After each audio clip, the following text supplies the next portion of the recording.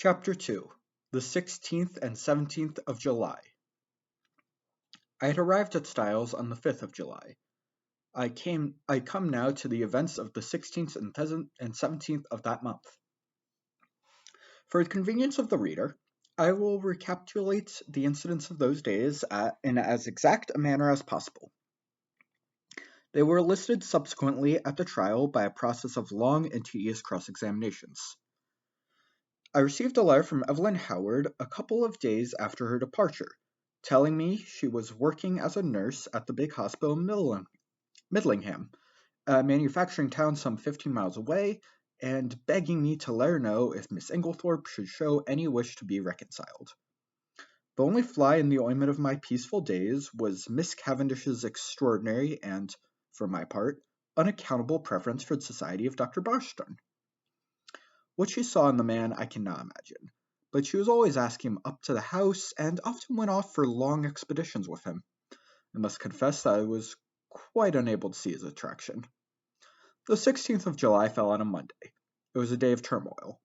The famous bazaar had taken place on Saturday, and an entertainment in connection with the same charity, of which Mrs. Inglethorpe was to recite a war poem, was to be held that night. We were all busy during the morning arranging and decorating the hall in the village where it was to take place. We had a late luncheon and spent the afternoon resting in the garden. I noticed that John's manner was somewhat unusual. He seemed very excited and restless. After tea, Mrs. Inglethorpe went to lie down to rest before her efforts in the evening, and I challenged Mary Cavendish to a single at tennis. About 7:15, Mrs. Inglethorpe called us that we should be late, as supper was early that night. We had rather scrambled to get ready in time, and before the meal was over, the motor was waiting at the door. The entertainment was a great success, Mrs. Inglethorpe's recitation receiving tremendous applause. There was also some tableau in which Cynthia took part. She did not return with us, having been asked to a supper party, and she remained night with some friends who had been acting with her at the tableau. The following morning, Mrs. Inglethorpe stayed in bed to breakfast, as she was rather overtired, but she appeared in her briskest mood about 12:30, and swept Lawrence and myself off to a luncheon party. Such a charming invitation from Miss Ralston, Lady Tadminster's sister, you know. The Ralstons come over with the Conqueror, one of our oldest families. Mary had excused herself on the plea of an engagement with Dr. Barstone. We had a pleasant luncheon, and as we drove away, Lawrence suggested that we should return by Tadminster, which was barely a mile out of our way, and pay a visit to Cynthia in her dispensary. Mrs. Inglethorpe replied that this was an excellent idea, but as she had several letters to write, she would drop us there, and we could come back with Cynthia in the pony trap. We were detained under suspicion by the hospital porter, until Cynthia appeared to vouch for us, looking very cool and sweet in her long white overall. She took us up to her sanctum, and introduced us to her fellow dispenser, a rather awe-inspiring individual, whom Cynthia cheerfully addressed as Nibs. "What a lot of bottles," I explained, as I traveled around the small room. "Do you really know what's in them all?" "Say something original," groaned Cynthia. "Every single person who comes up here says that. We are always thinking of bestowing a prize on the first individual who does not say, 'What a lot of bottles!' And I know next time you're going to say this. How many people have you poisoned?" I pleaded guilty with a laugh. "If you people only knew how fatally easy it is to poison someone by mistake, you wouldn't joke about it. Come on, let's have tea. We've got all sorts of secret stories in that cupboard. No, Lawrence, that's the poison cupboard. The big cupboard, that's right." We had a very cheery tea, and assisted Cynthia to wash up afterwards. We had just put away the last teaspoon when a knock came at the door. The countenances of Cynthia and Nibs were suddenly petrified in a stern and forbidding expression. "Come in," said Cynthia, in a sharp professional tone. A young and rather scared-looking nurse appeared with a bottle which she preferred to Nibs, who waved her towards Cynthia with the somewhat enigmatical remark, "I'm not really here today." Cynthia took the bottle and examined it with the severity of a judge.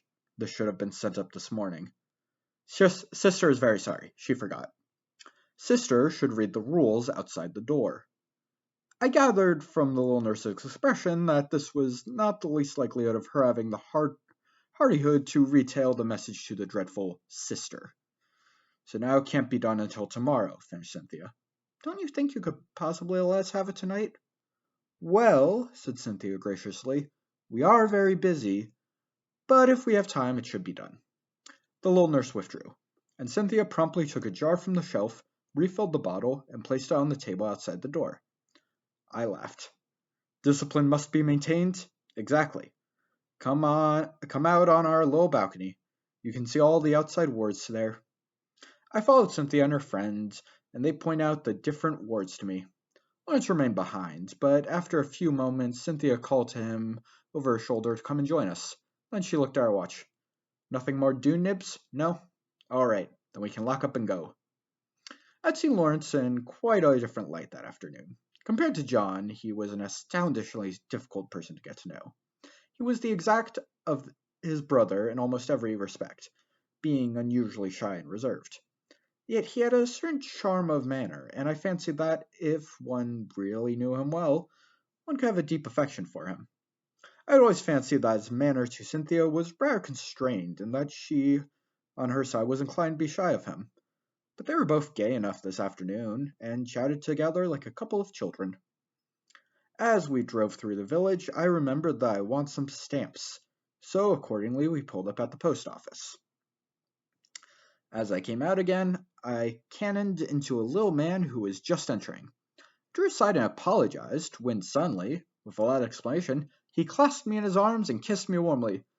"Mon ami Hustings!" he cried. "It is indeed mon ami Hustings!"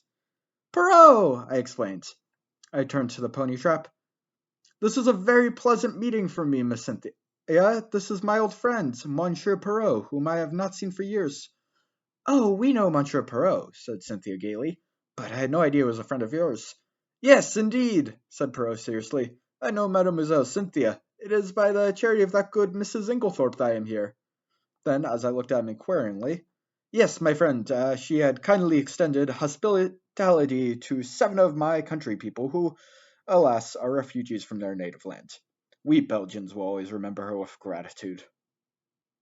Perrault was an extraordinary-looking little man. He was hardly more than 5 feet 4 inches, but carried himself with great dignity.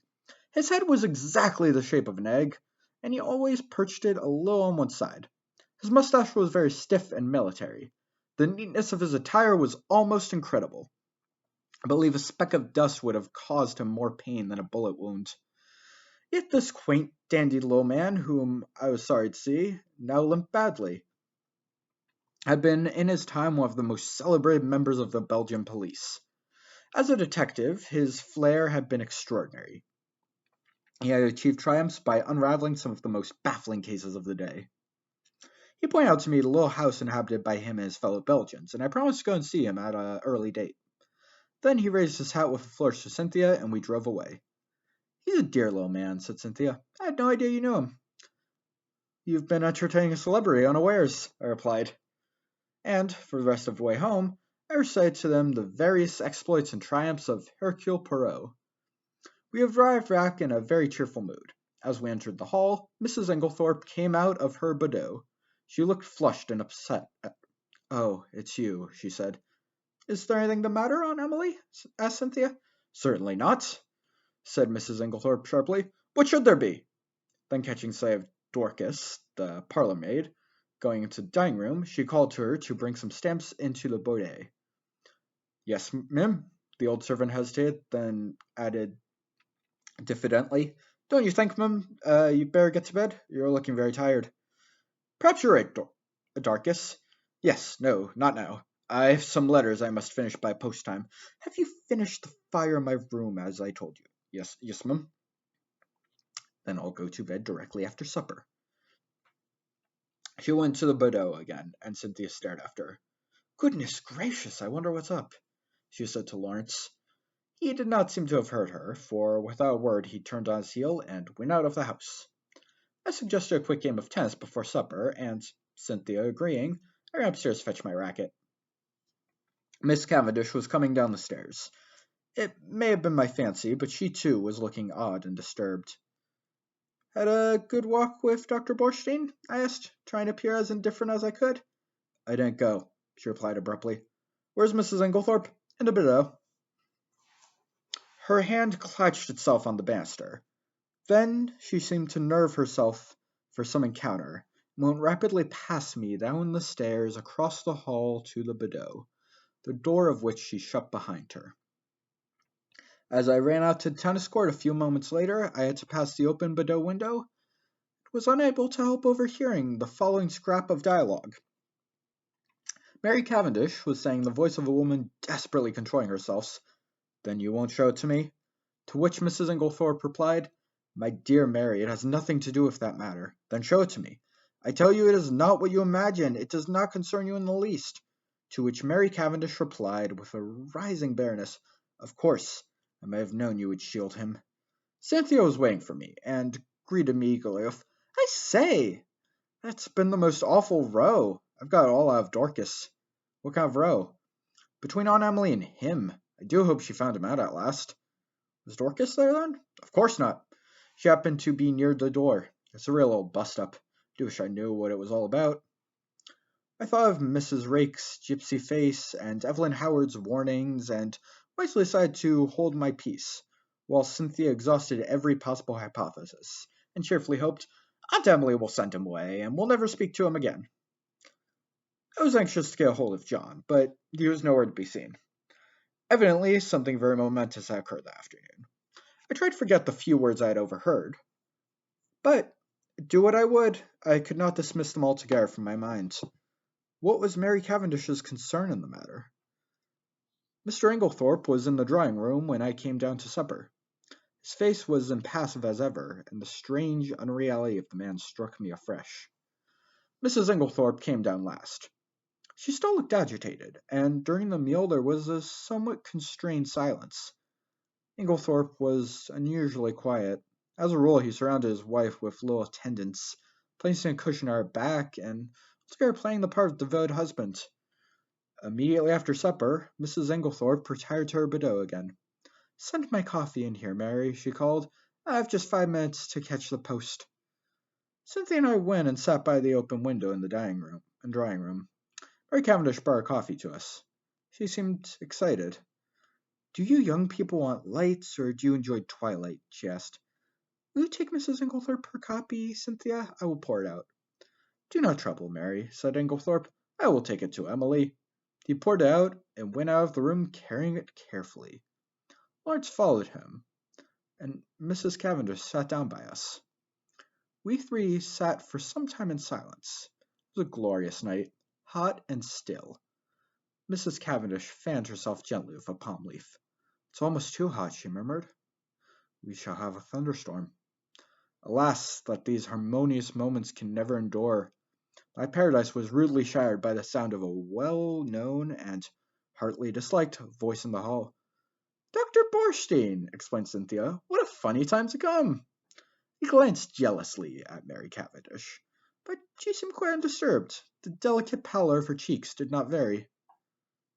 In a few moments, Alfred Inglethorpe had ushered the doctor in, the latter laughing and protesting that he was in no fit state for a drawing-room. In truth, he presented a sorry spectacle, being literally plastered with mud. "What have you been doing, Doctor?" cried Mrs. Cavendish. "I must make my apologies," said Doctor. "I did not really mean to come in, but—" Mr. Inglethorpe insisted. "Oh, Borstein, you are in a plight," said John, strolling in from the hall. "Have some coffee and tell us what you have been up to." "Thank you, I will." He laughed rather ruefully, as he described how he had discovered a very rare species of fern in an inaccessible place. His efforts to obtain it had lost his footing, slipped ignominiously into a neighboring pond. "The sun soon dried me off," he added, "but I'm afraid my appearance is very disreputable." At this juncture, Mrs. Inglethorpe called to Cynthia from the hall, and the girl ran out. "Just carry up my dispatch case, will you, dear? I'm going to bed." The door into the hall was a wide one. I had risen when Cynthia did. John was close by me. There were therefore 3 witnesses who could swear that Miss Inglethorpe was carrying her coffee, as yet untasted, in her hands. My evening was utterly and entirely spoiled by the presence of Dr. Borstein. It seemed to me the man would never go. He rose at last, however, and I breathed a sigh of relief. "I'll walk down to the village with you," said Inglethorpe. "I must see our agent over these estate accounts." He turned to John. "No one needs it up. I'll take the latchkey."